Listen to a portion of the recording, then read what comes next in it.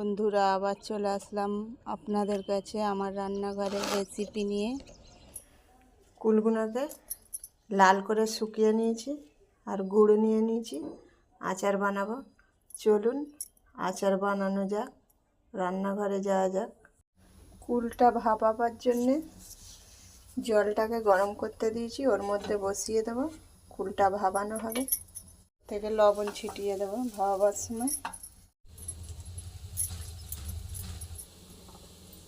কুল ভাপা হয়ে গেছে, দাবিয়ে নেব। 5 ফোড়ন দেবো, শুকনো লঙ্কা দেবো, ঢেলে দেবো, অল্প জল দেবো। রেসিপিটা প্রথম থেকে শেষ পর্যন্ত দেখবেন। যতক্ষণ না এর মধ্যে একটা আটা আটা ভাব আসবে ততক্ষণ আমি এটা পাকাতে থাকবো। একবার দেখে নেব আটা আটা ভাব এসছে কি। রেডি হয়ে গেলে এটা এর মধ্যে কুলটা ঢেলে দেবো।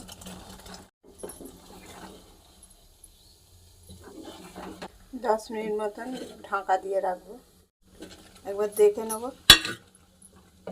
এর মধ্যে ভিনিগার দিলে 1 বছর ধরে রাখা যাবে, কিন্তু আমার হাতের করে এখন ভিনিগার নেই, আমি তাই ভিনিগার দিচ্ছি না।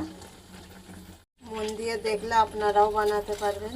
তো নতুন রেসিপি দেখার জন্য চ্যানেলটাকে সাবস্ক্রাইব করে নেবেন।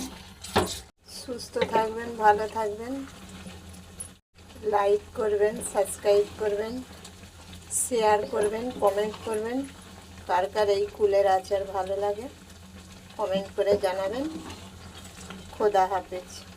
আচারটা রেডি হয়ে গেল, বয়েমের মধ্যে ঠান্ডা হয়ে গেলে বয়েমের মধ্যে ভরে রাখবো। রোদ্দুরে হালকা হালকা রোদ্দুরে দিয়ে রাখলে এখন 1 বছর রাখা যাবে। যতক্ষণ না ঠান্ডা হচ্ছে ততক্ষণ এর মধ্যেই থাকবে। ঠান্ডা হলে আবার বয়েমে ভরে নেব।